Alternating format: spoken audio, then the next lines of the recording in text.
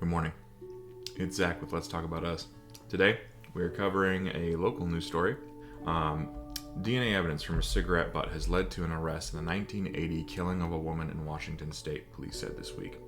Kenneth Dwayne Kundert, 65, was arrested in Arkansas because of course he fled to Arkansas last week on a warrant accusing him of murder in the death of 30-year-old Dorothy Dottie Maria Silzel, police in Kent, Washington said Wednesday. Silzel was found dead on February 26, 1980, inside her home in Kent, about 30 minutes south of Seattle, Kent Police Chief Rafael Padilla said in a Wednesday news conference. She died from strangling or suffocation and suffered a blow to her head, police said, citing an autopsy report. She also had been sexually assaulted, according to court documents provided by prosecutors. Silzel was last seen 3 nights earlier leaving a pizza shop, where she worked on the weekends to supplement her income as a full-time training supervisor for Boeing, police said. Friends and colleagues requested a welfare check at Silzel's home after she had not reported to work at Boeing for 2 days, which was highly unusual, according to the police. Although DNA technology was not advanced enough to identify a suspect at the time, DNA evidence was collected during the initial investigation, police said. Investigators with the Washington State Patrol Crime Lab built a DNA profile from the evidence for an unknown man they called Individual A, according to the police. In 2016, advancement in DNA technology allowed investigators to obtain a partial DNA profile from the victim's bathrobe at the crime scene that matched the DNA profile of Individual A. A breakthrough finally came in 2022 when crime lab investigators used genetic genealogy to identify 11 possible suspects, police said. That forensic method compares unidentified DNA to DNA that can be found in genealogy databases, potentially allowing researchers to find relatives of the unknown person. That, combined with other detective work, can help investigators identify potential suspects. The method has been used in recent years to crack some of the nation's coldest cases, including the arrest of the Golden State Killer in 2018. In the Washington case, investigators began collecting DNA samples from the potential suspects to compare to Individual A's DNA pile. 2 of the potential suspects were Kenneth Kundert and his brother, both living in Arkansas. In September 2023, Kent detectives began to look into the brothers and were advised when they were both in custody for an unrelated assault.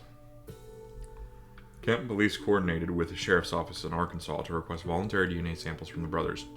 While Kundert's brother gave his sample willingly, Kundert declined. Okay, there might be more than DNA evidence here. DNA testing proved the brother was not a match. Police discovered Kenneth Kundert had ties to Washington State. He and his brother had lived in an apartment complex about 1,200 feet from where Silzel's condominium... Okay, so they forgot was, police said. Court documents from prosecutors say the brothers lived at the complex at the time of Silzel's death. Looking for evidence, Kundert was at the scene of Silzel's killing.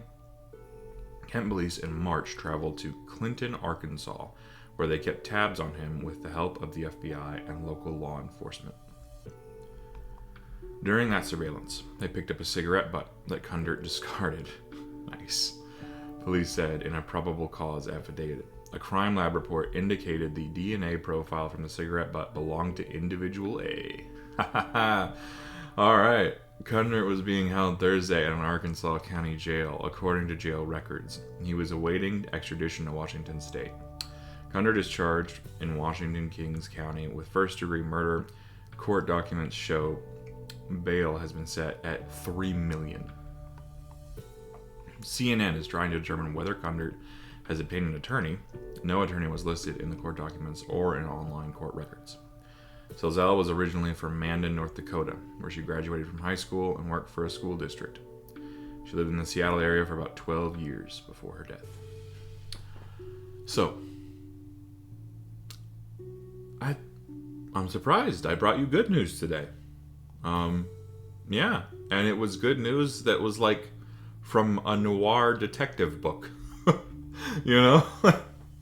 Like some ancient case from eons past gets solved because an officer was like, hey, he just smoked a cigarette. Let me just grab that with my tweezers and test it. That's pretty cool. That's pretty cool. Um,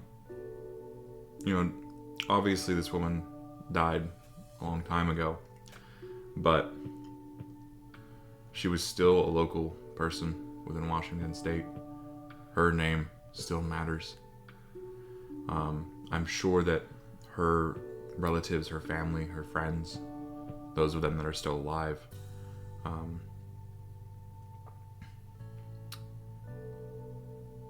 I'm sure there's a sense of justice, a sense of peace coming over them right now.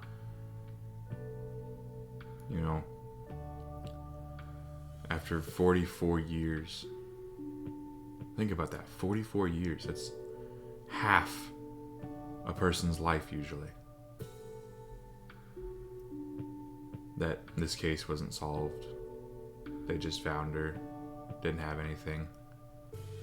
And now, in the year of our Lord, 2024, with crazy tech and a noir detective, like straight out of a novelette,